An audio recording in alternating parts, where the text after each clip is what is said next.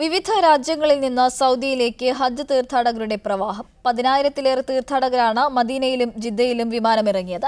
20 ലക്ഷത്തിലേറെ വിദേശ തീർത്ഥാടകരും ഇത്തവണ ഹജ്ജിനെത്തും. 30 വിമാനങ്ങളാണ് ഇന്നലെ വിവിധ രാജ്യങ്ങളിൽ നിന്നായി മദീന വിമാനത്താവളത്തിൽ എത്തിയത്. ഇന്ന് ഇന്ത്യയിൽ നിന്ന് മാത്രം 10 വിമാനങ്ങൾ. വരും ദിനങ്ങളിൽ 100ഓളം സർവീസുകളുണ്ടാകും ജിദ്ദ മദീന വിമാനത്താവളങ്ങളിലേക്ക്. മലേഷ്യ, ഇന്തോനേഷ്യ, പാകിസ്ഥാൻ, അഫ്ഗാനിസ്ഥാൻ, ബംഗ്ലാദേശ് തീർത്ഥാടകരാണ് ഇന്നും ഇന്നലെയുമായി എത്തിയതിൽ കൂടുതലും. ഇതിൽ മലേഷ്യൻ, ഇന്തോനേഷ്യൻ തീർത്ഥാടകരുടെ എമിഗ്രേഷൻ നടപടി സ്വന്തം രാജ്യത്ത് തീർക്കാം. ഇവർക്ക് എളുപ്പത്തിൽ പുറത്തു കടക്കാം.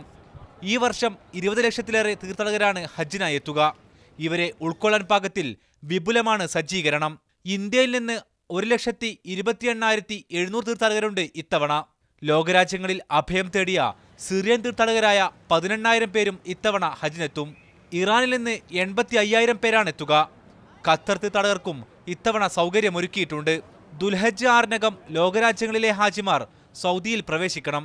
ദുൽഹജ്ജ് 16 തുടങ്ങും മടക്കയാത്ര. മദീനയിൽ നിന്നും അഫ്താബുർ റഹ്മാൻ, മീഡിയ 1.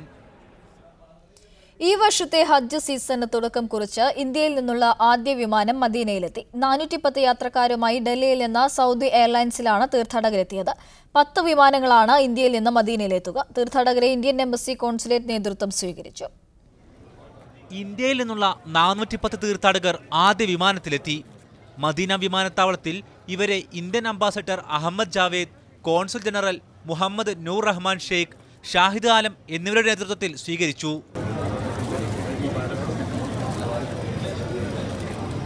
ഡൽഹിയിലെത്തിയ 3.5 വയസ്സുകാരനായ മുഹമ്മദ് അനസാണ് ഏറ്റവും പ്രായം കുറഞ്ഞ ഹാജി. മദീന വിമാനത്താവള ഉദ്യോഗസ്ഥരും തീർത്ഥാടകരെ സ്വീകരിക്കാനെത്തി. മെഡിക്കൽ, എമിഗ്രേഷൻ നടപടി പൂർത്തിയാക്കി ഹാജിമാർ താമസ സ്ഥലത്തേക്ക് തിരിച്ചു. മികച്ച സൗകര്യത്തോടെയുള്ള വിവിധ ബസ് സർവീസുകൾ തീർത്ഥാടകരുടെ സേവനത്തിനായുണ്ട്. വിശ്രമത്തിന് ശേഷം തീർത്ഥാടകർ മസ്ജിദ് നബവിയിലെത്തി മുഹമ്മദ് നബിയുടെ ഖബറിടമായ റൗള ഷരീഫിലെത്തി സലാം പറയും. ഇന്ത്യയിൽ നിന്നും ഹാജിമാരെ വഹിച്ചുള്ള 10 വിമാനങ്ങൾ ഇന്ന് അർദ്ധരാത്രി വരെ മദീനയിൽ ഇറങ്ങും. 443 വിമാനങ്ങളിലാണ് ഇത്തവണ ഇന്ത്യയിൽ നിന്നും ഹാജിമാർ ഹജ്ജിനെത്തുക. കേരളത്തിൽ നിന്നുള്ള ആദ്യ വിമാനം ഓഗസ്റ്റ് 1-ന് കൊച്ചിയിൽ നിന്നും ജിദ്ദയിലേക്കാണ്. ഹാജിമാരാൽ നിറയും ഇന്നു മുതൽ ഇരു ഹറമുകളും. മദീന വിമാനത്താവളത്തിൽ നിന്നും അഫ്താബുർ റഹ്മാൻ, മീഡിയ 1. ഹജ്ജിനായുള്ള വരവ് ആരംഭിച്ചതോടെ തീർത്ഥാടകരാൽ നിറയുകയാണ് മക്കയും മദീനയും. ഇരു ഹറമുകളും തീർത്ഥാടകരെ സ്വീകരിക്കാൻ പാകത്തിൽ സജ്ജമാണ്. ഇന്നെത്തിയ ഇന്ത്യൻ തീർത്ഥാടകർ മദീനയിലെ പ്രവാചകന്റെ പള്ളിയിൽ സന്ദർശനം നടത്തും. വിവരങ്ങളുമായി മദീനയിൽ നിന്ന് അഫ്താബ് റഹ്മാൻ ചേരുന്നു. അഫ്താബ്, ഇന്ത്യയിൽ നിന്ന് എത്ര വിമാനങ്ങളാണ് ഇപ്പോൾ ഇറങ്ങിയിട്ടുള്ളത്? ഒപ്പം തന്നെ ഇരു ഹറമുകളിലും സജ്ജീകരണങ്ങൾ എത്രമാത്രമുണ്ട്? എപ്പോഴാണ് ഈ തീർത്ഥാടകർ സന്ദർശനത്തിനിറങ്ങുക? പൂർണ്ണമായും ഹജ്ജിൻ്റെ ഒരു അന്തരീക്ഷത്തിലേക്ക് മാറിയിരിക്കുകയാണ് മക്കയും മദീനയും. ഇന്ന് കഴിഞ്ഞ ദിവസം മുതലാണ് വിദേശ ഹജ്ജ് തീർത്ഥാടകരുടെ വരവ് ആരംഭിച്ചത്. പാകിസ്ഥാനിൽ നിന്നായിരുന്നു ആദ്യ ഹജ്ജ് സംഘം എത്തിയത്. ഇന്നിപ്പോൾ ഇന്ത്യൻ സംഘവും എത്തിക്കൊണ്ടിരിക്കുന്നു. ഇന്ന് ഏതാണ്ട് 10 വിമാനങ്ങളിലായി ഏതാണ്ട് 2000-ഓളം ഹജ്ജ് തീർത്ഥാടകർ പുണ്യഭൂമിയിലെത്തും. മദീനയിലാണ് ഹജ്ജ് തീർത്ഥാടകർ പൂർണ്ണമായും ഇറങ്ങുക. 29-ാം തീയതി മുതലായിരിക്കും ജിദ്ദ വിമാനത്താവളത്തിലും ഇന്ത്യൻ ഹജ്ജ് തീർത്ഥാടകർ എത്തുക. ഇവർക്കുള്ള എല്ലാ സൗകര്യങ്ങളും ഇന്ത്യൻ ഹജ്ജ് മിഷന് കീഴിൽ ഒരുക്കിയിട്ടുണ്ട്. കോൺസുലേറ്റ് ഉദ്യോഗസ്ഥരെല്ലാം തന്നെ വളരെ സജീവമായിക്കൊണ്ട് തന്നെ ഇതുമായി ബന്ധപ്പെട്ട പ്രവർത്തനങ്ങളിൽ ഏർപ്പെട്ടുകൊണ്ടിരിക്കുന്നു. ഹജ്ജ് മിഷന്റെ ഓഫീസുകൾ മദീനയിലും ഒപ്പം തന്നെ മക്കയിലും ഒരുപോലെ സജീവമായിക്കൊണ്ടിരിക്കുന്നു. ഏതാണ്ട് 400-ലധികം വിമാനങ്ങളിലായിരിക്കും ഇന്ത്യൻ ഹജ്ജ് തീർത്ഥാടകർ മദീനയിലും ഒപ്പം തന്നെ ജിദ്ദയിലുമായി എത്തുക. കഴിഞ്ഞ ദിവസം പാകിസ്ഥാൻ തീർത്ഥാടകരാണ് ആദ്യമായി പുണ്യഭൂമിയിലെത്തിയത്. ഇന്നിപ്പോൾ ഇന്തോനേഷ്യ, മലേഷ്യ അടക്കമുള്ള ഒപ്പം തന്നെ അഫ്ഗാനിസ്ഥാനും അടക്കമുള്ള രാജ്യങ്ങളിൽ തീർത്ഥാടകർ ഇവിടേക്ക് എത്തിക്കൊണ്ടിരിക്കുന്നു. ബംഗ്ലാദേശ് തീർത്ഥാടകർ ഇന്ന് ജിദ്ദയിൽ വിമാനം ഇറങ്ങിക്കഴിഞ്ഞു. ഏതാണ്ട് 10,000-ഓളം തീർത്ഥാടകർ ഇതിനകം തന്നെ പുണ്യഭൂമികളിൽ ഇറങ്ങിക്കഴിഞ്ഞിട്ടുണ്ട്. ഇവർ തന്നെ ജിദ്ദയിൽ വിമാനം ഇറങ്ങുന്നവർ നേരെ മക്കയിലെ താമസ സ്ഥലത്തേക്കാണ് പോവുക. മദീനയിൽ ഇറങ്ങുന്നവർ മദീനയിൽ തന്നെ മദീന നഗരിയിൽ ഹറമിനോട് ചേർന്നുള്ള കേന്ദ്രീകരിച്ചിരിക്കുന്ന താമസ സ്ഥലങ്ങളിലേക്ക് മാറിക്കഴിഞ്ഞു. ഇവർ ഇന്ന് രാത്രിയും ഒപ്പം തന്നെ നാളെ പുലർച്ചെയുമായി മസ്ജിദ് നബവിയിലേക്ക് സന്ദർശനത്തിന് നീങ്ങും. ഒപ്പം തന്നെ മക്കയിലെത്തിയ തീർത്ഥാടകർ പുലർച്ചയോടുകൂടി തന്നെ തന്നെ ഹറമിലെത്തി ഉംറ നിർവഹിക്കും. ഇങ്ങനെ വളരെ സജീവമായൊരു ഹജ്ജിൻ്റെ സ്വഭാവത്തിലേക്ക് ഇരു ഹറമുകളും മാറിക്കഴിഞ്ഞിരിക്കുന്നു. ഒപ്പം തന്നെ വലിയൊരു മലയാളി സാന്നിധ്യവും ഒപ്പം തന്നെ വളണ്ടിയർ സാന്നിധ്യവും ഇവരുടെ സഹായത്തിനായുണ്ട്. വിവിധ സംഘടനകളുടെ കീഴിൽ തന്നെ സന്നദ്ധ പ്രവർത്തകർ സജീവമായി രംഗത്തുണ്ട്. എംബസിക്ക് കീഴിലും ഒപ്പം തന്നെ കോൺസുലേറ്റിന് കീഴിൽ നടക്കുന്ന വിവിധ പ്രവർത്തനങ്ങളിലും ഇവർ സജീവമായി പങ്കുകൊള്ളുന്നു. ഒപ്പം തന്നെ കോൺസുലേറ്റ് ഉദ്യോഗസ്ഥർ വളരെ സജീവമായി ഇടപെട്ടുകൊണ്ടിരിക്കുന്നു. ഇന്ത്യൻ ഹജ്ജ് മിഷന് കീഴിലാണ് വിവിധ പദ്ധതികൾ കർമ്മപദ്ധതികൾ നടപ്പിലാക്കിക്കൊണ്ടിരിക്കുന്നത്. സ്വാഭാവികമായും കഴിഞ്ഞ വർഷത്തെ അപേക്ഷിച്ച് കൂടുതൽ സുഗമമായി ഹജ്ജ് നിർവഹിക്കാനുള്ള എല്ലാ സൗകര്യങ്ങളും കോൺസുലേറ്റിന് കീഴിൽ നടപ്പിലാക്കിക്കൊണ്ടിരിക്കുന്നു. ഇത്തവണ കഴിഞ്ഞ വർഷത്തിൽ വ്യത്യസ്തമായിക്കൊണ്ട് ഇത്തവണ പൂർണ്ണമായും ഇ ട്രാക്ക് സ്വഭാവത്തിൽ ഇന്റർനെറ്റ് സംവിധാനങ്ങളുടെ സാങ്കേതിക വിദ്യയുടെ സഹായം പരമാവധി സ്വാംശീകരിച്ചുകൊണ്ടുള്ള ഒരു സഹായ പ്രവർത്തനമായിരിക്കും ഹാജിമാർക്ക് ഇത്തവണ ഉണ്ടാവുക. ഒപ്പം തന്നെ ഹാജിമാർക്ക് വേണ്ട എല്ലാ സൗകര്യങ്ങളും മലയാളി സംഘങ്ങൾക്ക് കീഴിൽ നടന്നുകൊണ്ടിരിക്കുന്നു. ഇരു ഹറമുകളും പൂർണ്ണമായും തീർത്ഥാടകരെ ഉൾക്കൊള്ളാൻ പാകത്തിൽ സജ്ജമായി കഴിഞ്ഞിരിക്കുന്നു. കഴിഞ്ഞ വെള്ളിയാഴ്ചയാണ് ഉംറ തീർത്ഥാടനത്തിനുള്ള വരവ് ഒപ്പം തന്നെ ഉംറ സീസൺ അവസാനിക്കുന്ന ഒരു ഘട്ടമെത്തിയത്. ഇതിനുശേഷം ഒരാഴ്ചയോളം തിരക്ക് കുറഞ്ഞ അവസ്ഥയിലായിരുന്നു ഇരു ഹറമുകളും.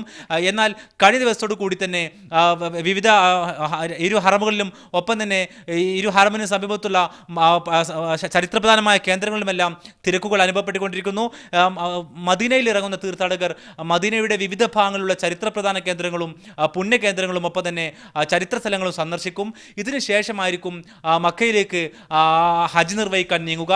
ഒപ്പം തന്നെ ഇതിനുശേഷം മദീനയിൽ ഇറങ്ങിയ തീർത്ഥാടകർ പൂർണ്ണമായും ജിദ്ദ വഴിയായിരിക്കും ഹജ്ജിന് ശേഷം മടങ്ങുക. ഇക്കുറിയും ചൂടേറിയ കാലാവസ്ഥയിലാണല്ലോ ഹജ്ജ് നടക്കുന്നത്. ഇതിനെ നേരിടാനായി എന്തെല്ലാം ഒരുക്കങ്ങളാണ് ഏർപ്പാടാക്കിയിട്ടുള്ളത്? ഒപ്പം തന്നെ ഇന്ത്യൻ ഹജ്ജ് മിഷൻ എന്തെല്ലാം സേവനങ്ങളാണ് ഹാജിമാർക്കായിട്ട് ഒരുക്കിയിട്ടുള്ളത്?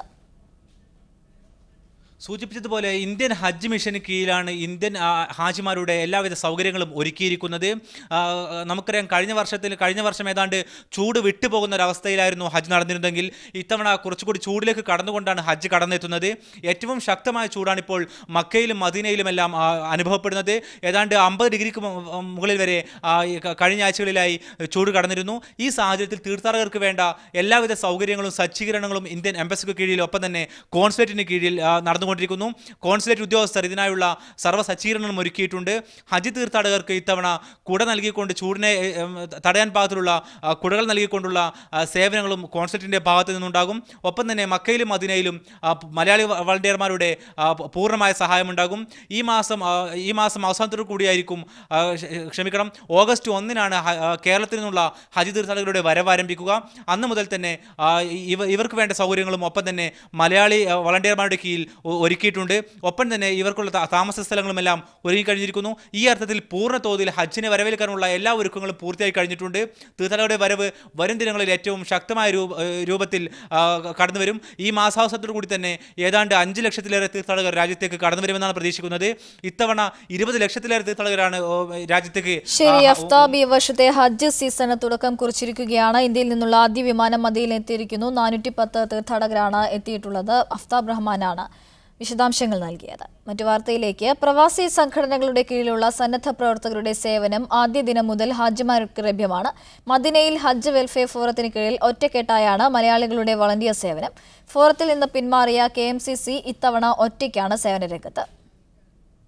പ്രവാസി മലയാളികൾ പ്രവർത്തിക്കുന്ന വിവിധ സംഘടനകൾ ഒറ്റക്കെട്ടായാണ് മദീനയിൽ സേവനം ചെയ്യുന്നത്. ഹജ്ജ് വെൽഫെയർ ഫോറത്തിന് കീഴിൽ 13 സംഘടനകൾ സഹകരിക്കുന്നു. ഇതര സംസ്ഥാനക്കാരും ഇതിലുണ്ട്. മദീന വിമാനത്താവളത്തിൽ ആദ്യ സംഘത്തെ സ്വീകരിക്കാനും വളണ്ടിയർമാർ എത്തി. ഭക്ഷണവും മധുരവും പാനീയങ്ങളും നൽകി മലയാളി വളണ്ടിയർമാർ തീർത്ഥാടകരെ സ്വീകരിച്ചു.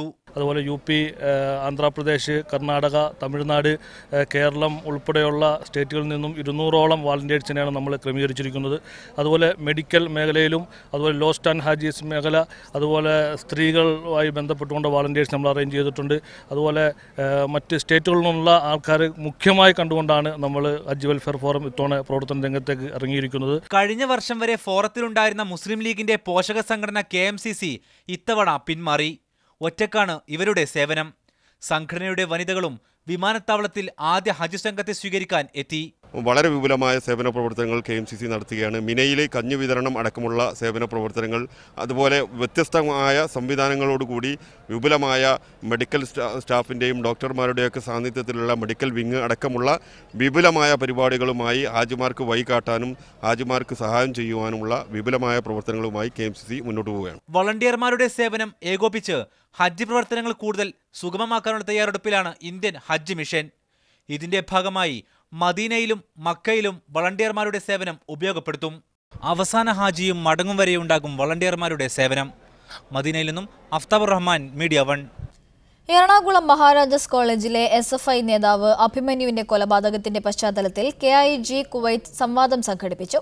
അക്രമ രാഷ്ട്രീയം, നിലപാടുകൾ വിചാരണ ചെയ്യപ്പെടുന്നു എന്ന തലക്കെട്ടിൽ നടന്ന പരിപാടിയിൽ ഫൈസൽ മഞ്ചേരി വിഷയം അവതരിപ്പിച്ചു. അഭിമന്യുവിന്റെ കൊലപാതകം അപലപനീയവും അത് നടത്തിയവർ പ്രതിനിധീകരിക്കുന്നത് അപകടകരമായ രാഷ്ട്രീയത്തെയുമാണെന്ന് ഫൈസൽ മഞ്ചേരി പറഞ്ഞു. തങ്ങളുടെ രാഷ്ട്രീയ പാർട്ടിയിൽ പെട്ടവനല്ല, മറ്റേ രാഷ്ട്രീയ പാർട്ടിക്കാരനാണ്, അതുകൊണ്ട് അവർക്ക് നേട്ടമുണ്ടാകും എന്ന കാരണത്താൽ മാത്രം വെട്ടിയും കുത്തിയും ഇടിച്ചും ബോംബെറിഞ്ഞും കൊല ചെയ്ത രാഷ്ട്രീയ പാരമ്പര്യമാണ് കേരളത്തിലെ പ്രമുഖരായ രാഷ്ട്രീയ പാർട്ടികൾക്കുള്ളത് എന്ന് സങ്കടകരമായി പറയുകയാണ്. മനുഷ്യനെ കൊല്ലുന്ന പ്രതിരോധം അപരാധമാണ്. തിന്മയെ നന്മ കൊണ്ട് നേരിടാനും നീതിക്ക് വേണ്ടി നിലകൊള്ളാനുമാണ് ഇസ്ലാം പഠിപ്പിക്കുന്നത്. പാർട്ടികൾ രക്തരക്ഷസുകളായി മാറുന്ന അതിഭീകരമായ അവസ്ഥയാണ് ഇന്ന് നാട്ടിലുള്ളതെന്നും ഫൈസൽ മഞ്ചേരി പറഞ്ഞു. ചെസിൽ രാമപുരം, ബഷീർ ബാത്ത, സത്താർ കുന്നിൽ, അൻവർ സയ്യിദ്, ഷെരീഫ് PT എന്നിവർ സംവാദത്തിൽ പങ്കെടുത്ത് സംസാരിച്ചു. KIG പ്രസിഡന്റ് സക്കീർ ഹുസൈൻ തുവൂർ മോഡറേറ്ററായിരുന്നു. നജീബ് MK സ്വാഗതം പറഞ്ഞു. Media 1, Kuwait city. CG Saudi Dammam ചാപ്റ്ററിന് പുതിയ ഭാരവാഹികളായി വർക്കിംഗ് കമ്മിറ്റി ചെയർമാനായി നജീബ് അരഞ്ഞിക്കലിനെയും ചീഫ് കോർഡിനേറ്ററായി റഷീദ് ഉമറിനെയും തെരഞ്ഞെടുത്തു. ബിലാൽ സുഹൈബ് ആണ് പുതിയ സെക്രട്ടറി. ഹബീബ് മൊഗ്രാലാണ് ട്രഷറർ. 9 അംഗ അഡ്വൈസറി ബോർഡും നിലവിൽ വന്നു. തെരഞ്ഞെടുപ്പ് പ്രക്രിയയ്ക്ക് KV ഹസൻ കോയ നേതൃത്വം നൽകി.